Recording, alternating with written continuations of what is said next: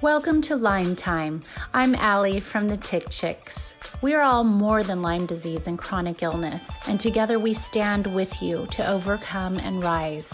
I'll bring you closer to the experts in cutting-edge treatments and even a few unexpected ways of healing. I'll ask the questions you want answers to regarding Lyme disease and successful ways of getting you closer to 100%.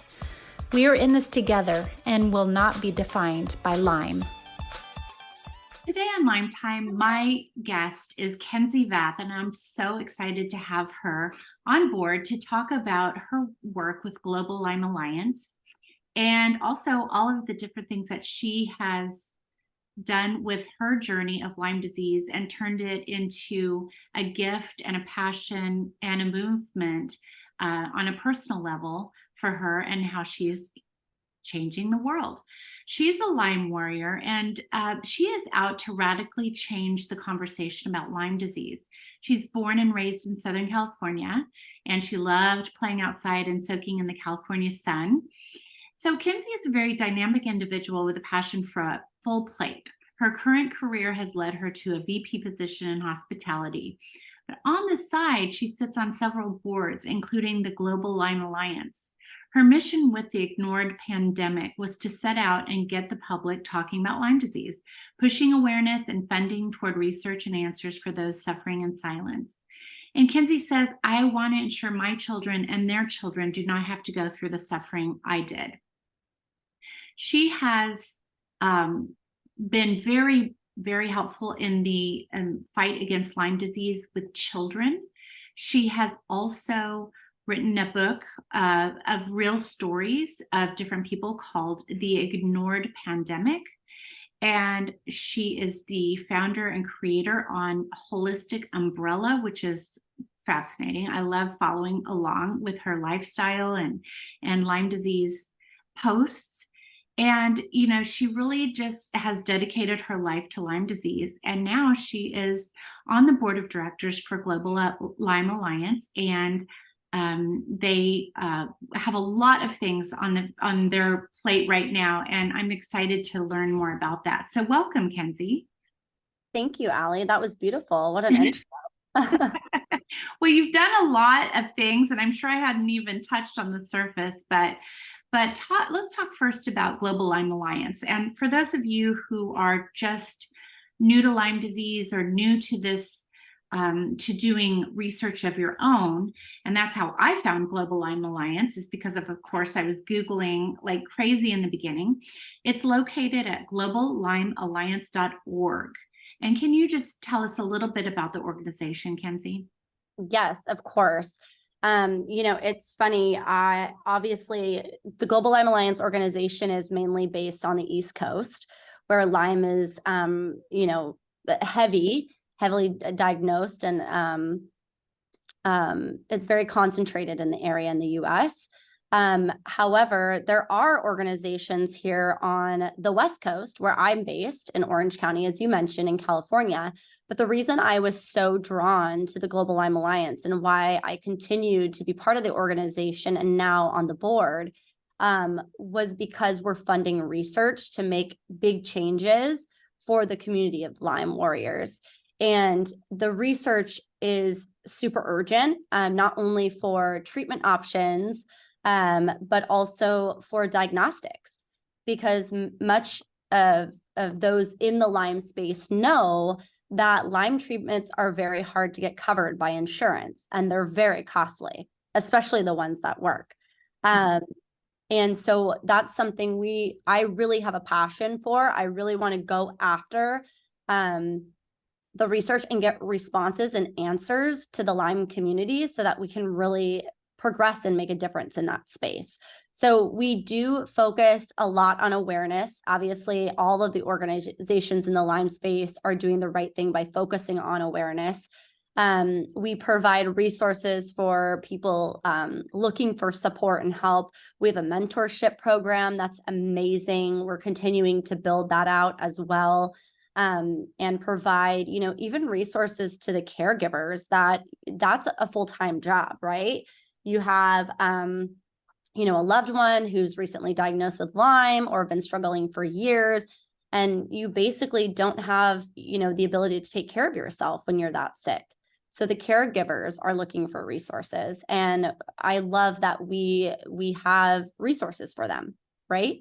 So, but our main funding focus is research. We put funding into a handful of different research outlets. We have some exciting new information in the market about Lyme disease and some new treatment options that will be coming out.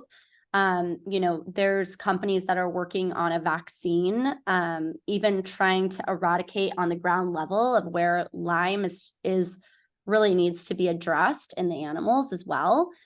So I'm really excited to see in the next couple of years what that means for us that are fighting the war against, this really invisible illness that many of us can't explain to people unless they're aware of what Lyme disease is. So that's what makes GLA very different and why I personally pursued them and to get involved.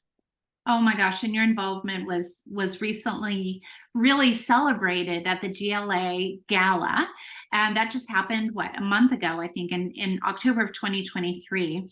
And you were able to raise that evening $1.6 million toward innovative research for a tick-borne illness.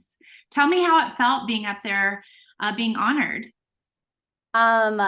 It was an honor. Like, I couldn't even explain. I was so excited. I had the butterflies, but I was like, really, I felt blessed to be there and to really share my story. I didn't open up about my story till more recent in the last few years, because I really was focused on not only my career, and I didn't want that to stop from like being able to build my career of having this, secret illness that I have to deal with every day. I didn't really want that to be known. I was hiding it from many people.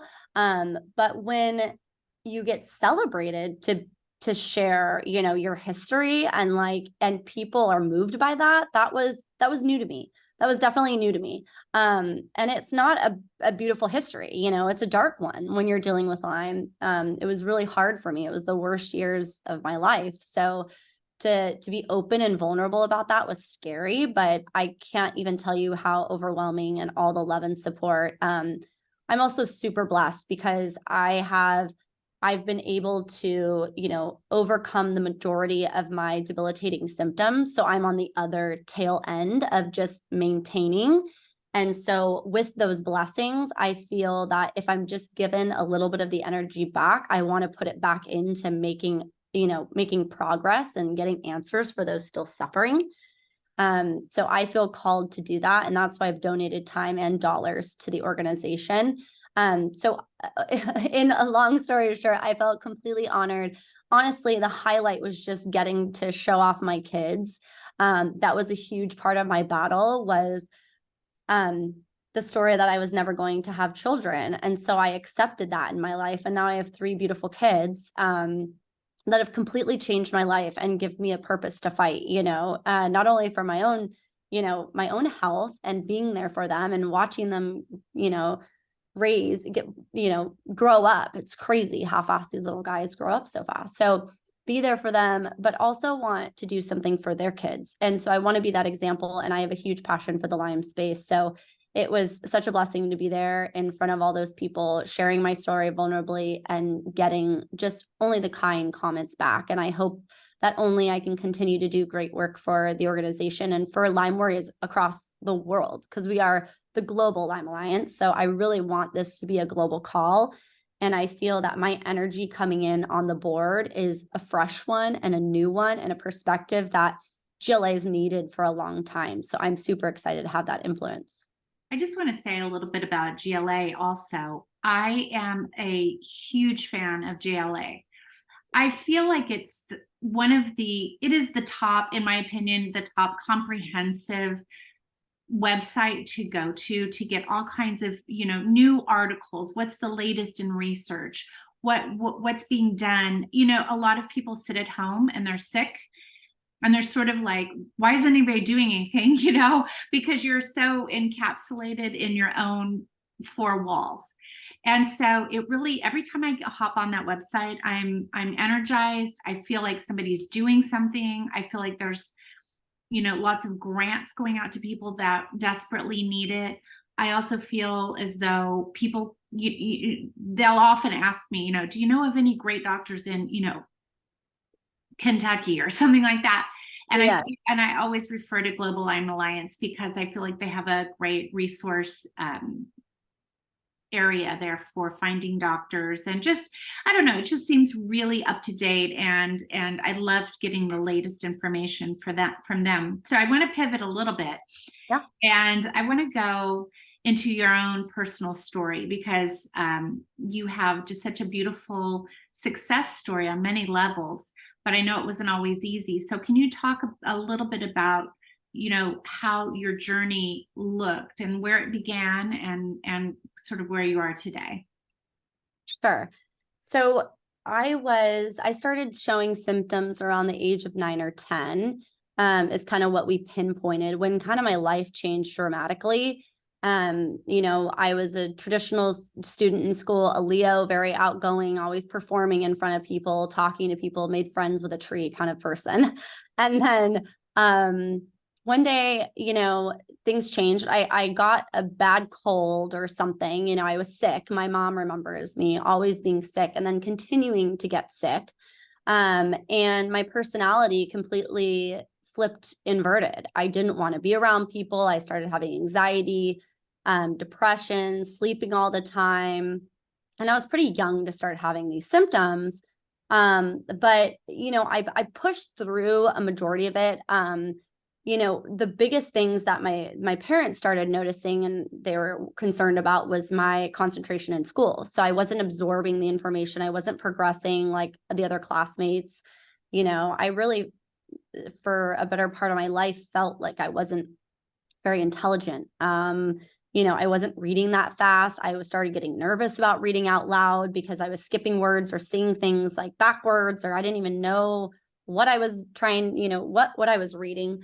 So it was really uncomfortable for me to be at school. So I started doing some, learning education programs online and not going to school as much and having to do all these special development classes, but it really wasn't changing the way I was learning. It was very interesting. And then I would go to school and pick up an ear infection, go to school and pick up the flu, go to school and pick up another cold. And I was just a petri dish for issues. So, fast forward a few years and I'm in high school, and a lot of my joints started hurting because I was a competitive dancer. And the doctors kept saying, oh, she's a dancer, she's busy, or she's using her body, too much, or, she needs to slow down or take some Advil. Or my favorite, which I can't ever get over, I don't know why, but I have to share this in my story, is, I was complaining about my joint pain, but I was also so anxious and depressed, like because I was in pain, like chronic pain all the time. And I had a doctor say, oh, she's just a dramatic teenager. She's a girl. She's a teenager. And that pushed me over the edge. I just wanted to slap that person and be like, are you kidding me? I would never wish this upon anyone. I don't want this in my life. This isn't who I was. Like, my mom knew too. She was just like, my sweet girl changed like overnight. And I don't know who she is and what's happened to her, but she's not the same person. So it was years I battled, 10 years I battled with progressive symptoms to a point where I couldn't get out of bed.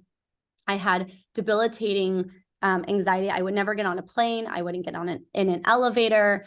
I would have food allergies that, snuck up. I would have body rashes that would break out, diagnosed with, everything under the sun, many hormone issues, because we kept trying to deal with, the mental issues first, then dealing with the physical, but they were all interrelated.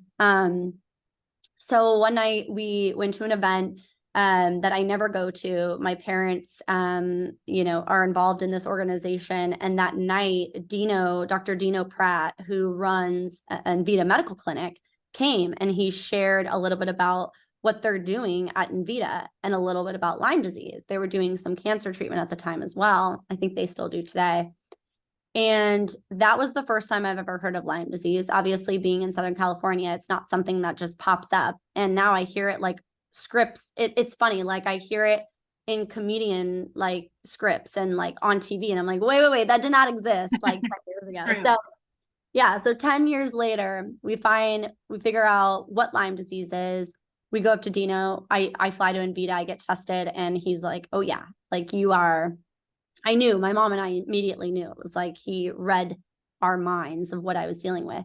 So my mom and I packed everything up. We moved to Arizona for 3 months, went through intensive treatments. It was some of the roughest years again of my life. And it didn't really, it helped in certain areas and then it didn't help in others, right? At the time, there wasn't really a good treatment for Lyme. It was a lot of, this is like 2009, right? So this is a while back. A lot of trial and error. A lot of this helps the immune system, but it doesn't really kill Lyme. Like we're trying to figure out how to support. And I think there is some of that still going on today. I think a majority of Lyme patients are still struggling trying to find an answer for treatment because some things work and some don't. And that's why I think the research again is so important, because you can dump money into trying to kill Lyme, the spirochete, with antibiotic, but the antibiotic is also killing a lot of good things in your body you need to fight Lyme. So we're trying to find better options to do that, better options to eradicate Lyme in the body and really cure it. Because chronic Lyme is something that's really hard to cure. So we came back from Invita, still went through other types of treatment, found some local doctors, traveled to some other places, kept trying different treatments. So I had no idea that when I got diagnosed with Lyme, it would be another 10-year journey for treatments, trying to find what worked for me. Lots of IVs, lots of off the markets, lots of homeopathic supplements, bathtubs full of supplements, everything, you name it, I did it. Some things worked, some things didn't, but I can tell you that my experience at bare minimum makes me appreciate those that suffer, with chronic illness, because I did for years. And I just think about those out there that don't have access to these treatments. They're not cheap. And majority of them you pay out of pocket, and you don't know if they're going to work. So it's just a hit and miss. And that breaks my heart. And that's what I really want to work towards. So that's a little bit about my story. I now am in a much, much better place. I would say very high functioning for chronic illness. Yes, I have to pick and choose what I eat and what I drink and how much I have to get good sleep. I have a very strict routine and habit. And I know if certain times, if I go on a long trip, or if I, eat or I stay up late, I know it's going to be a day or two to recover, because my body isn't just, it's not a typical 30-something-year-old. I have to be a little bit more mindful about what I can and can't do. It has limits, so to speak. Mm-hmm. But in terms of my focus is my kids, my work, and my purpose to give back to the Lyme community and share my story, so that if people are looking for resources, or just knowing that they're not alone in this, and there is light at the tunnel. I really want to be a beacon of hope, because I can't tell you how many, for 10 years, I was trying to find people to relate to. And when I did, it was all sad. It wasn't stories I wanted to hear. I was more depressed, thinking is this going to be me in a bed for the rest of my life? Because if it is, what's the point? What's the point of living? I got there. I was there. I share that in my book. But I know you're going to ask me a little bit about that later. So we'll circle on that. But yes, that was a little bit of my story. I can really relate to it, because I'm also Southern California. And I was going from doctor, specialist, and nobody bothered to ask me, where I had been vacationing. They're just sort of kept trying to treat a specific thing, on my body in a certain area that may have been giving me frustration, but they weren't looking at the whole picture. And I think that's and that's part of why I do what I do too, because I was going to the best doctors in Los Angeles. Yeah. And going for 6-7 years with no answers. meanwhile, my body was just going down this rapid decrease, this just like slide into nowhere and darkness. So it's just so frustrating when you have all the great hospitals surrounding you and nobody still knows what's going on. I wanted to talk to you a little bit about, do you know where you got Lyme disease? I still don't. Okay. Me and my mom, we have our suspicion. My father's actually from Michigan, so we would travel here and there back to Michigan. But I've been an outdoor kid since the day I was born. Like, I wasn't like a sit at the TV and watch TV. I was always outside, always barefoot, running around, being crazy. So it's really hard to pinpoint. But back to the Michigan thing, there was one trip that we took to Michigan, and my mother remembers a bug bite, and she thought it was a bee sting. And so she's from Southern California. She didn't know anything about Lyme disease. And she's like, oh, you're allergic to bees. Like, we can't have you around bees. So like the majority of my life, like, I'm fearing bees. I'm like, no, I'm going to I don't know. Like, I need an And it probably had nothing to do with the bees, right? At the end of the day. I don't think it did, because I've been stung by a bee and never had a problem since. So I don't know if that was it. I don't know if maybe it was something else. We used to go camping as kids. I mean, I'm just an outdoor kid. I'd be climbing trees. I didn't even think anything about it.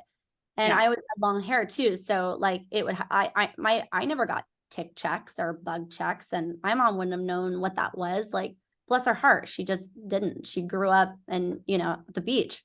But what's fascinating about that, I share that because I traveled a lot, probably like you as well. So the likelihood of me getting it out of state was probably more like higher, just because there's more ticks in the rural areas. I grew up in not so rural, but I have friends that live, in Southern California, and they send me pictures of bugs, and they're like, what is this a tick? Like, is this a tick? Because they're so hyper aware of it, right? That I share my story.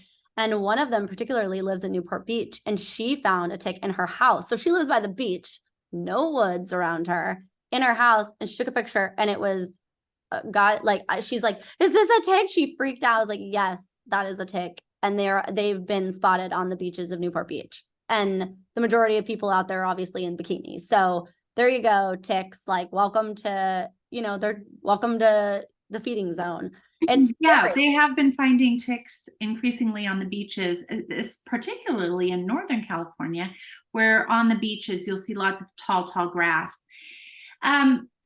It's unfortunate because you could vacation somewhere, or little kids could go to camp somewhere, obviously in the Midwest or on the East Coast, and then come back to their home, and maybe the signs don't show up for another month or so, and then all of a sudden you're you are just like completely forgetting about the fact that your kid was in camp. Yeah. And you're thinking, okay, it looks like the flu. I mean, it's a whole situation. Talk to me about why you wanted to focus your energy on kids. My energy is really focused globally, but what drove me was when I had my own kids, and I feared for their futures. And, watching kids sick is like, watching your kids sick is the hardest thing. I just watched my mom be my caretaker for the majority of my life. And every day, like, she just looked broken inside, that like she couldn't find an answer for me. And I'm not as strong as her. Like, I can't go through that. Like, she is so strong. So I really want to focus on kids, because I think what we know based on the research, they're a more vulnerable population. They have the time to be free and be outside and climb trees and roll in the grass down the hills. And, we're normally not doing that, even though we probably should be doing that for our mental health, but the safety reasons are another thing, we're too paranoid about ticks.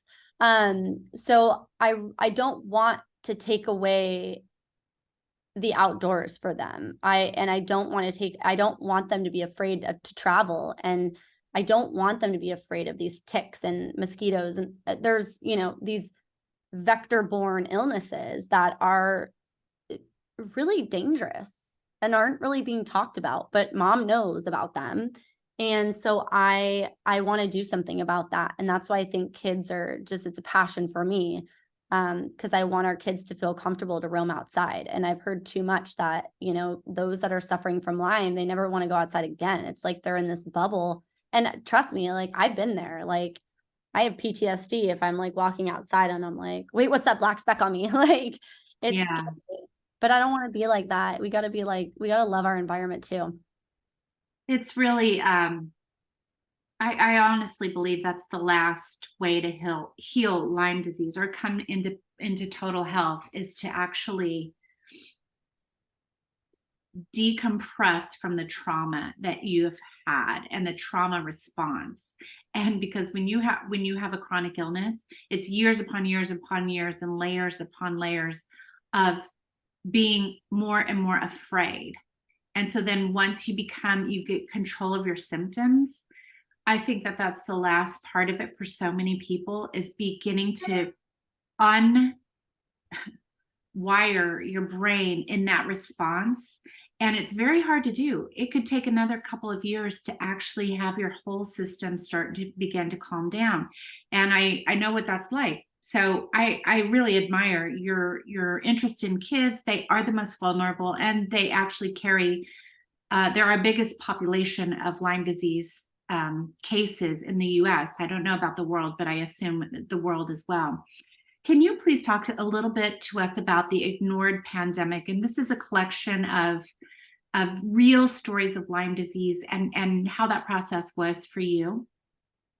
Yes. So I am not an author by trade, but I do love to write and I love sharing stories. So I wrote 2 books prior, and then this past year, it was just calling me that I had to do something in the Lyme space. I don't know how, it just was calling. And I didn't want to make it about myself. There's enough of those out there, memoirs. And I didn't really want to make it too medical because I'm not a medical professional either. So I didn't think that I was in the right market. But what I thought was missing in the Lyme literature community was a spectrum of stories from all over the world. Because you really only hear about, Lyme stories like in the East Coast, or you hear about this one person in, this one place, and mostly US based, because that's what our media is filtered towards, a little bit of that. And we're sharing more about it.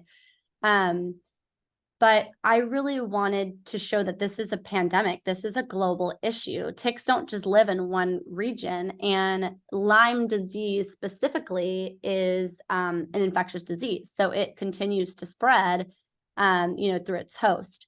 And I started to reach out to people, and I'm sure, like looking back, the people that I DM'd, they're like, oh wait, she was real. I think most of the people thought I was like fake, because I didn't have I was somewhat fishing, I guess, for like, hey, would you be interested in sharing your story in a book?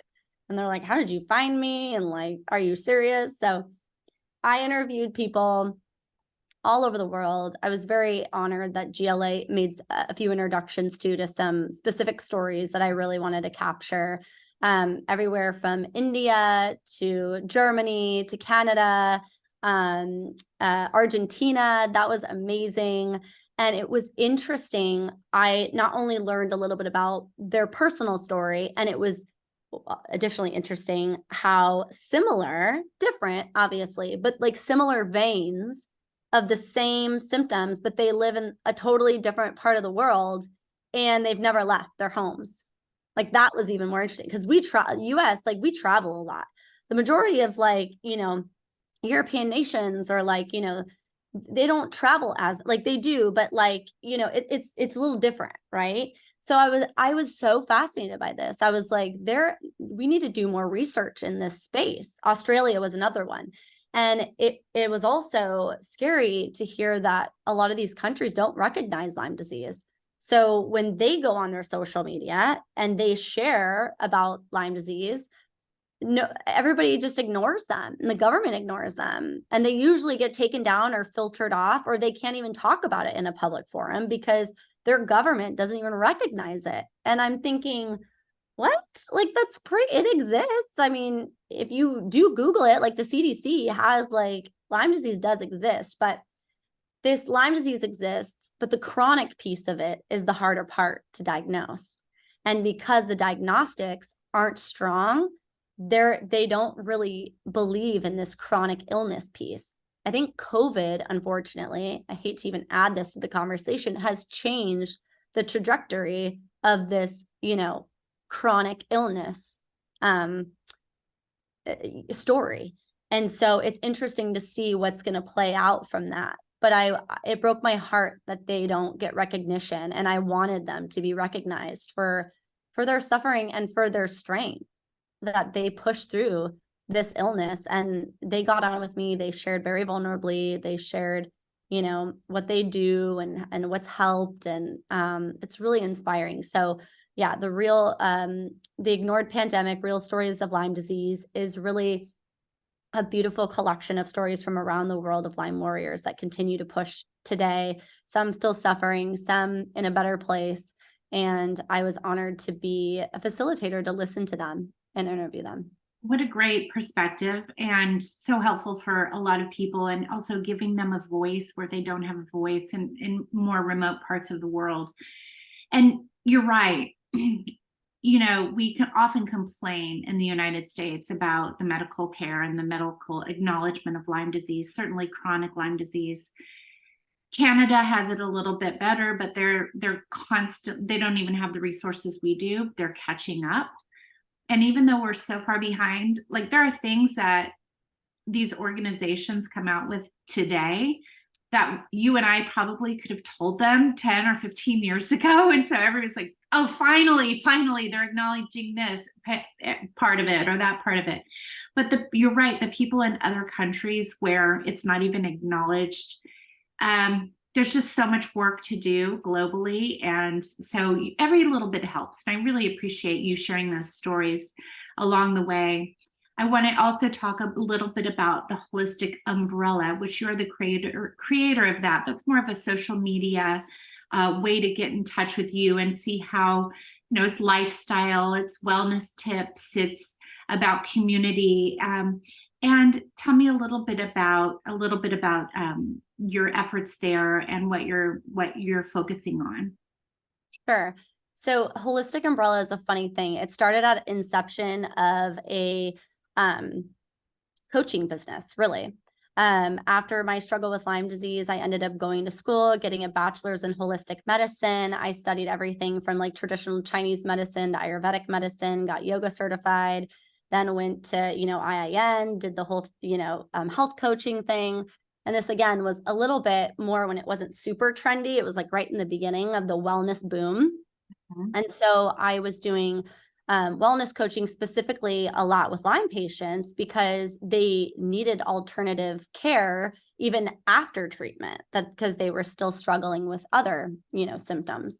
And then I noticed I went back into the corporate workforce, and it was hard to maintain a coaching, business.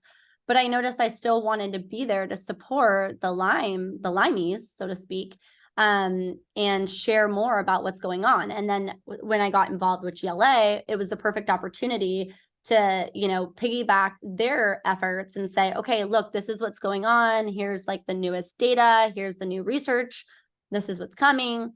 As well as, give tips and tricks of what was going on, what things I was using as well to get me over the hump every day.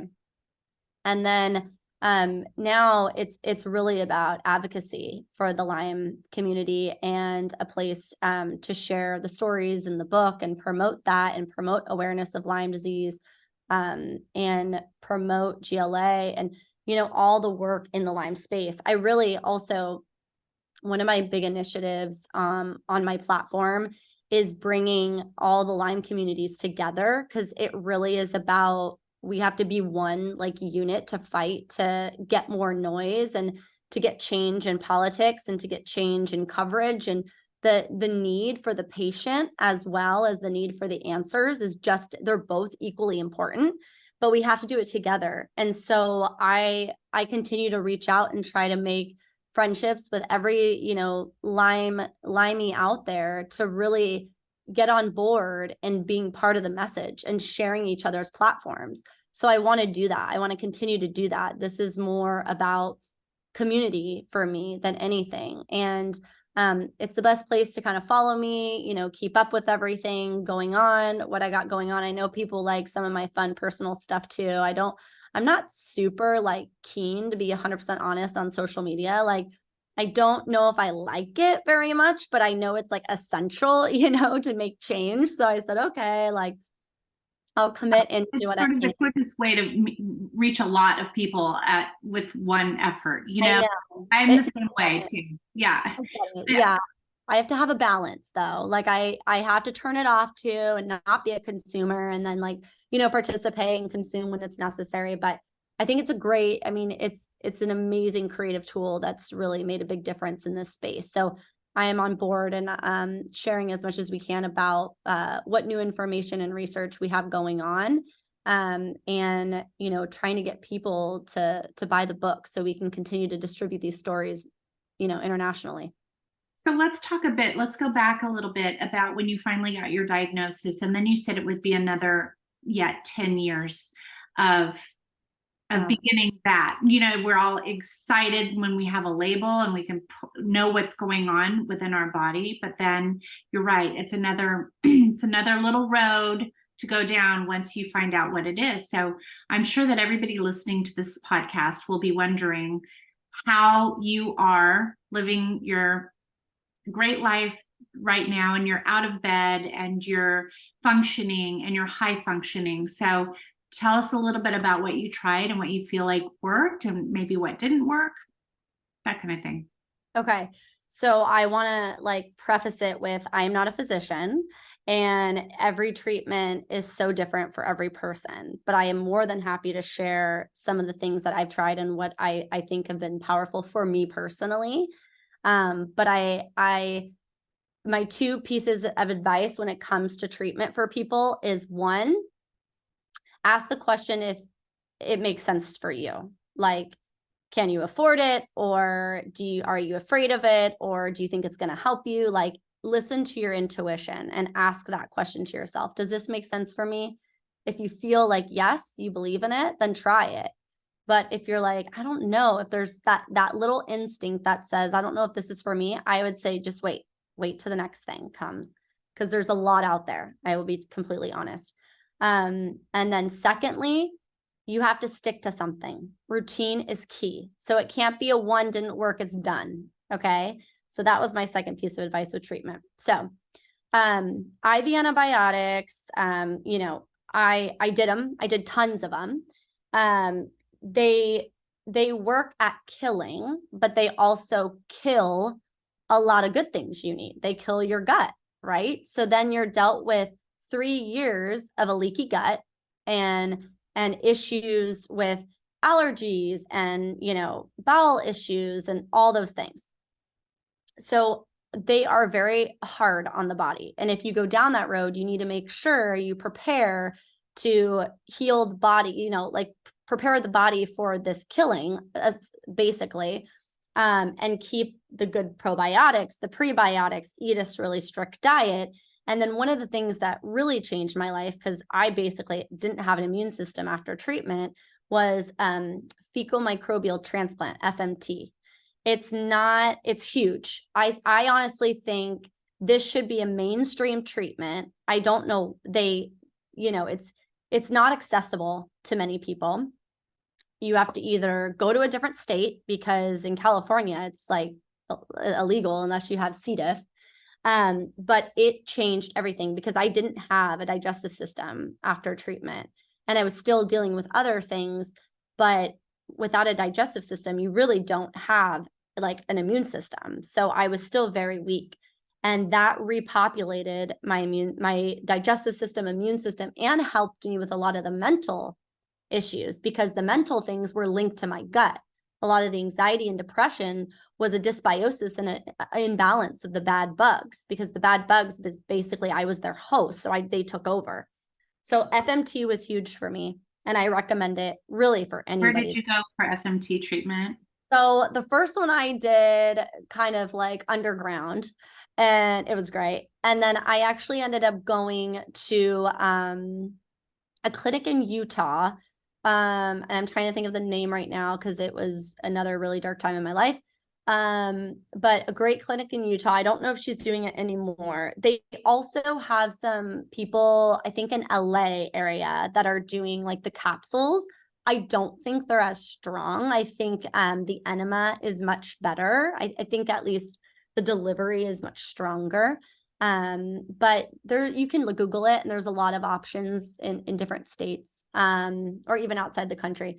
I did stem cells. I did injections. I didn't do the IVs. It was helpful for certain smaller, very small joints like wrists, but it wasn't really helpful for like my knees. So it was very particular based on that. It also took a long time to see results from that. FMT was like results pretty quickly. But then again, the key is then keeping up, like feeding the good bugs all the time. A really strict diet is very key for me too. So whenever I veer off my diet and I eat those inflammatory foods, let it be gluten, dairy, sugar. I mean, sugar's and everything, but when I eat sugar, I feel it. I get inflamed. My gut tells me right away. My skin tells me right away. My joints tell me, like, I can barely open my hands if I drink too much or consume too much sugar or gluten. And my mind tells me right away. So diet is huge. I also love the Dr. Rawls protocol. You can get those online. They're all herbals. You don't want to take herbals if you're on other medications. There is some, counterintuitive reactions with those, but I think that was really helpful for immunity specific. When I was taking those was probably the best time in my life I didn't get sick. So I really loved those ones. The last thing I would recommend, I did 100 other things, by the way, and, Epsom salt baths are great, morning walks, meditation, but everybody's giving those same tips and tools. So everybody knows, like, get your meditation app, go outside, get some sun, vitamin D, all the essentials. These are kind of more underground treatments. The last one I would say is a little more controversial, is ketamine treatment. And I do this for chronic pain. And I also do it for anxiety and depression. I had serious, as we were mentioning earlier on the chat, even when you get to a point where you can function, you have PTSD because you have chronic illness. And I had serious PTSD because I only functioned, with a chronic illness for 20 years. I didn't know what it was like to go back in the world and, run a meeting, be on Zoom, have a conversation, do anything. I was very antisocial and afraid to do anything. So I started doing ketamine for my pain and for my anxiety and depression, and that helped me tremendously. It gets me about 3 to 6 months pain-free to be able to move about, get out of bed. I'm granted I need to be careful with my body, but I can move, which is great. That was amazing. Yeah. I wouldn't get out of bed. And you're able to tolerate the treatment itself. Wow. Yes. So that was a tough one. The first couple treatments I didn't like. And by the way, some background, I was so conservative growing up. I never took a drug in my life. So I was terrified going into this. I had sweats. I was crying. I'm like, I don't want a drug. Like, what if I die? Like, I was the paranoid person that thought I would take one drug and I'd die. Like, something was going to happen. I didn't even smoke a cigarette. So I'm, I guess, pretty, boring. But when I did ketamine for the first time, it was a very weird feeling. It's a tranquilizer essentially. So you can't feel your body much. And that's nice when you're in chronic pain. But what really helped was the insight I got when I started. Like, my third treatment was kind of the sweet spot.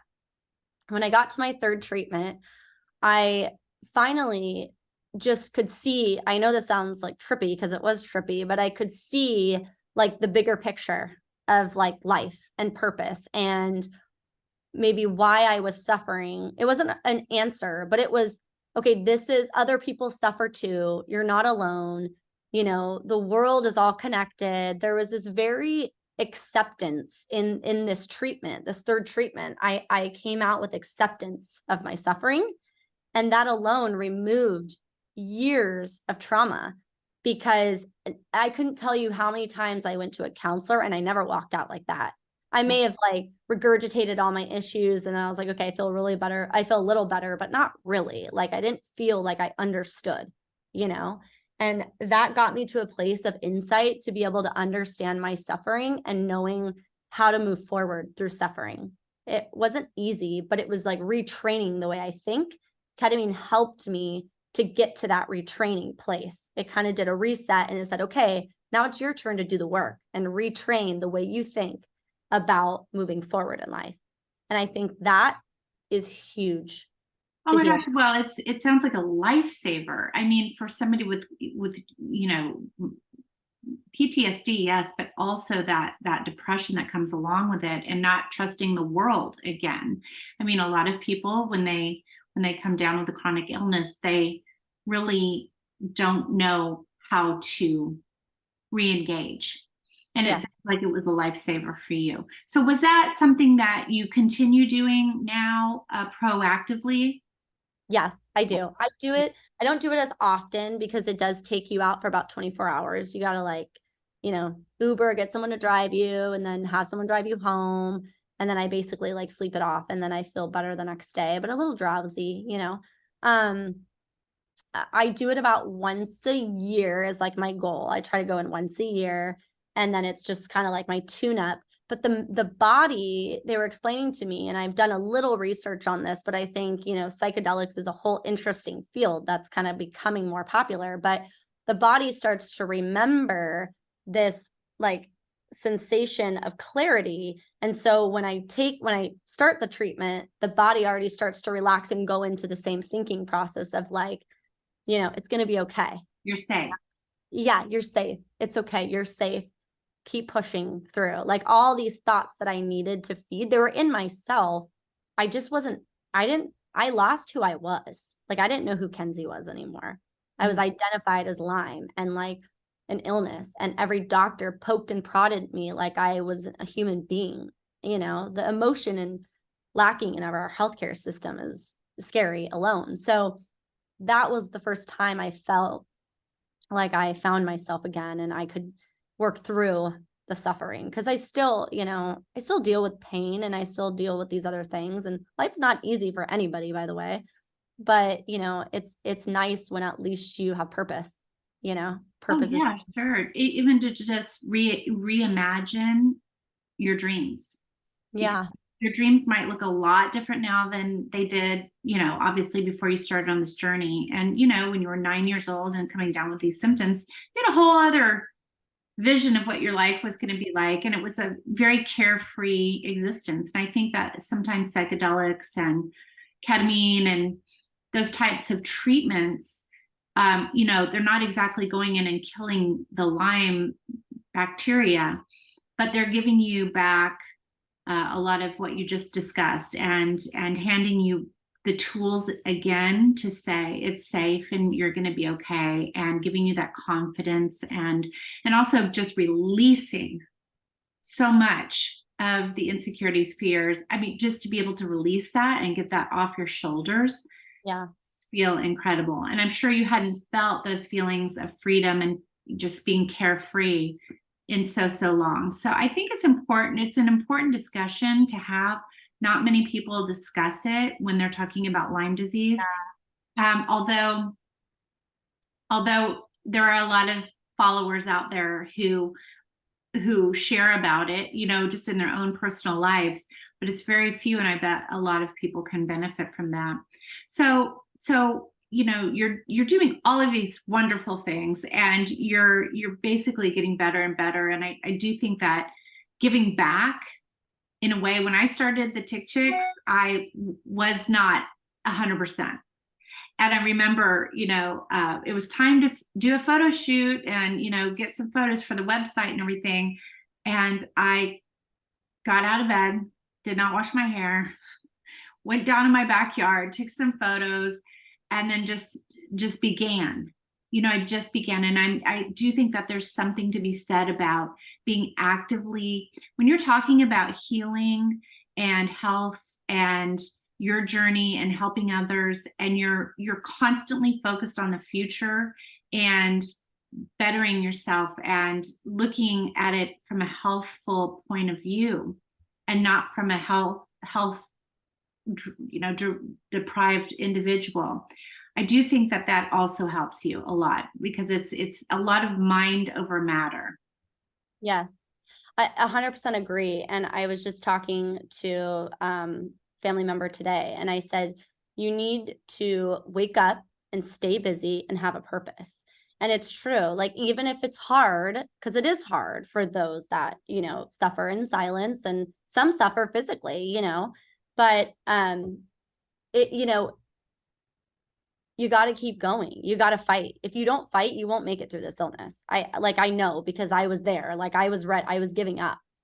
And, I was just lucky to have the right people and, God to keep me pushing forward.